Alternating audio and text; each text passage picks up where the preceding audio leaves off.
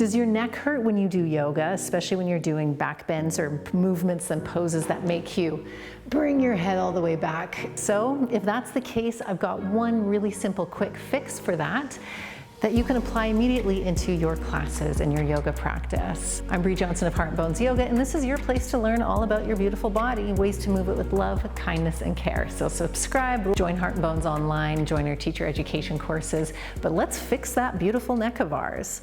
It is so common for the neck to hurt when we do certain movements like looking up, like in camel pose.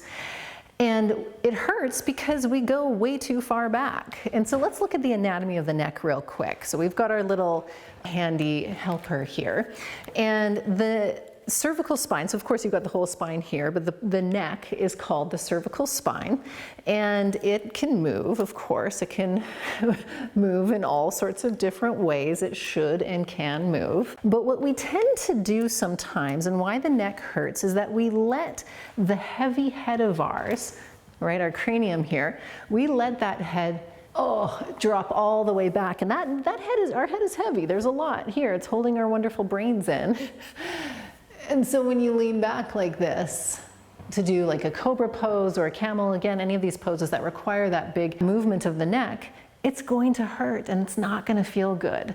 So what do we do? You might be surprised at how actually simple this fix is, and maybe surprised that why don't more teachers teach this? So I hope if you're a yoga teacher watching this that you are going to start teaching this with your students, and if you're a yoga everyday person, just start incorporating this into your classes, even if the teacher doesn't cue it, because now you know better.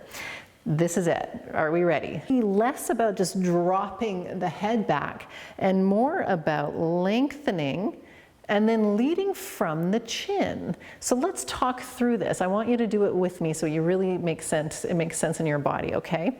So you're gonna think about bringing your chin up towards the ceiling and then bring it down. So we can do it before and after. Let's do the old way. So let's say you're in a pose, you have to bring your head back, let the head come all the way back. And notice how that feels. Some of us might find that it's okay, but I have a feeling if you found this video, it's probably not okay and you're experiencing neck pain. So when you bring your neck back, now we know and remember what that feels like. So let's do it again. Lead with the chin. So as you lead with your chin, you're simultaneously letting the shoulders relax. You're not pulling the shoulders down.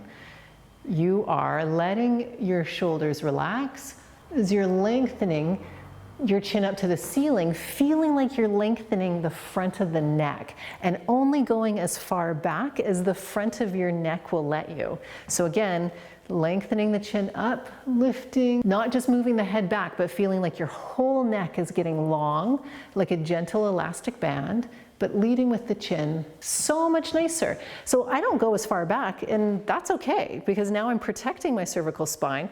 We're working on a sense of spaciousness rather than collapsing in the neck. And you probably noticed that you got a lovely little stretch in the front of your neck. So you can do this in a Cobra pose. You can do this in camel pose. You can do this in chair pose. Again, any pose that requires and invites you to do that. Last thing I'm going to share, another thing that you can do is also, if that doesn't solve anything and it still hurts your neck, guess what? You don't have to look up. You have permission to do these poses without having that movement of the neck.